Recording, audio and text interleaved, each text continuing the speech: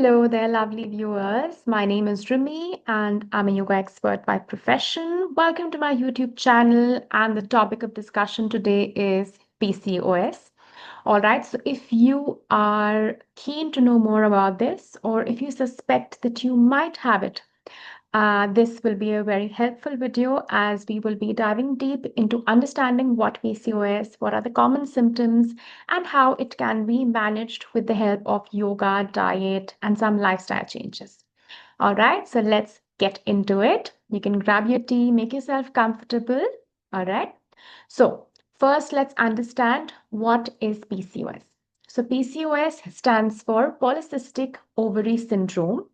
In simple terms, it's a common condition where a woman's ovaries, the organ that release eggs, produce a bit too many of certain hormones. Okay, so this can throw off your menstrual cycle, which means that you will have very few periods, you will have very long periods, or you might just miss your periods altogether. Okay, so in PCOS, the ovaries often develop many tiny follicles. Okay, so just think of them as small fluids filled with sacs around the edges. Okay, so these are sometimes called cysts, but don't worry, they are usually harmless. The bigger issue is the hormonal imbalance. Okay, so too much of a male hormone called androgen is produced.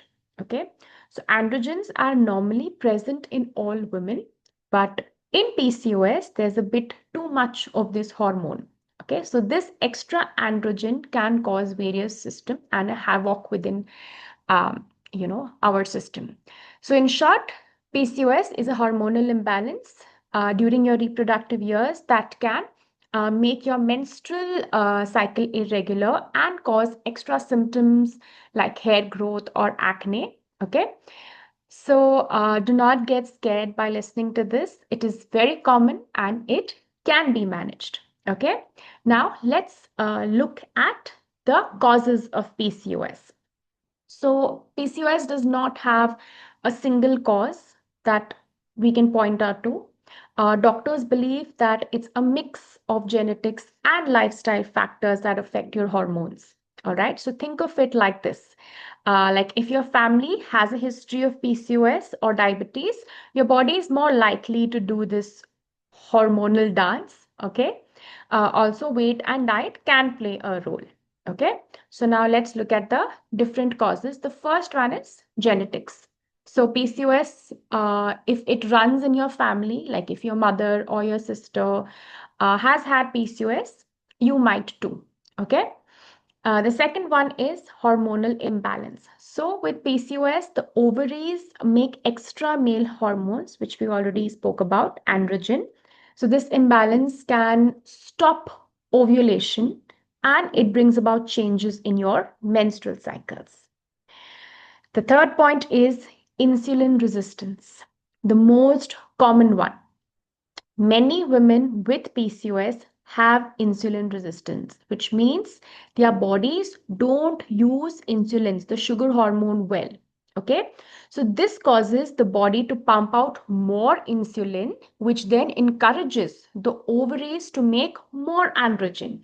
So over time, this can also lead to higher blood sugar or even type 2 diabetes if not kept in check. All right.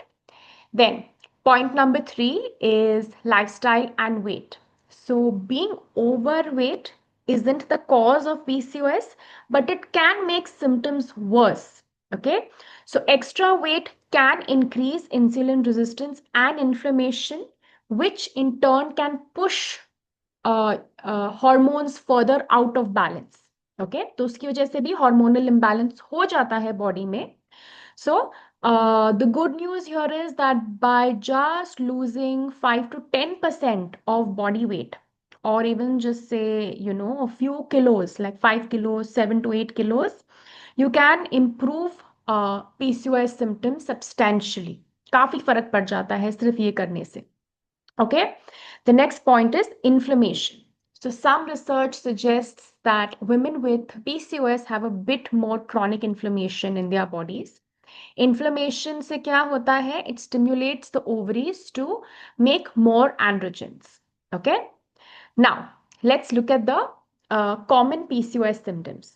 So every woman's PCOS story is unique, but there are some very common symptoms that come up, which are very, very, you know, common. So we will just discuss them. So the first one, of course, is irregular periods. So you might have a very infrequent periods, which is you might get your periods like just 9 or lesser than 9 times in a year, or you might have very long ones, or you might not get your periods at all. Okay, so this happens because the ovaries are not ovulating regularly. Okay, then the second one is excess hair growth. So higher androgen levels can cause unwanted hair on the face, chest, back, or belly. Okay, so many women with PCOS see hair around their chin area. Then they have like thicker hair on their arms and legs as well. Then the next one is acne or skin changes. So with PCOS, acne often shows up as you will see stubborn breakouts on the face, chest, or back. You might also notice darkened patches on the skin, like especially on the neck, underarms, or the groin area. And then you will see skin tags as well. Okay, so the next one is you might have trouble with weight gain or losing weight. So 50 to 80% of the women with PCOS have trouble maintaining a healthy weight. So you may notice weight creeping on more easily, especially for women, in their 40s and 35, that age. So this ties back to insulin. When insulin is high, it's harder to reduce weight. Then the next one is thinning of the hair and hair fall. Okay, so this is the flip side of excess body hair. All right, so because of the hormonal imbalance, PCOS can cause hair to thin on the top of the head. All right, and then the last symptom is fertility issues. So women who are trying to conceive, who are trying to get pregnant, and if you have PCOS, it creates problem in ovulation, because of which conception takes time. So this does not mean that you cannot conceive. Women with PCOS have been able to conceive naturally, but it does take time, and you need to be on medication and take help from the doctor as well. Okay, so this might sound overwhelming, but remember that all of this can be managed. All right, so now let's get into the next part, the very important part where we'll talk about managing PCOS, okay, with yoga and mind body practices. So let's look into the solution. All right, so how does yoga help with PCOS? Okay, so stress plays a major role in PCOS. So with the help of yoga asanas, with the help of meditation, breathing exercises, it helps to reduce stress levels, anxiety. So जो chronic stress होता है, that can be managed. That helps to create uh, a balance within the body, because of which hormones tend to get balanced. So taking time to breathe properly, do your yoga stretches. So this may even lower testosterone levels. Okay. So studies show that regular yoga practice can decrease androgen levels for people who have PCOS, and it can improve overall well-being as well. Okay, so think of it as a hormone balancing support. Okay, it's not some miracle or cure. So what yoga also does is it improves the circulation to the reproductive areas. So we, especially in yoga, we make all the people who have PCOS practice hip opening postures, because when you stretch that area, when you do hip opening postures, you focus on stretches near the abdominal area. That also improves the functionality of your ovaries, and that may help to regulate your cycles. All right. So some of the common yoga poses are garland pose, malasana, setu bandhasan, bridge pose, and the cat and cow stretch, butterfly pose. Okay. So I will be creating flow, like a yoga video for PCOS very soon.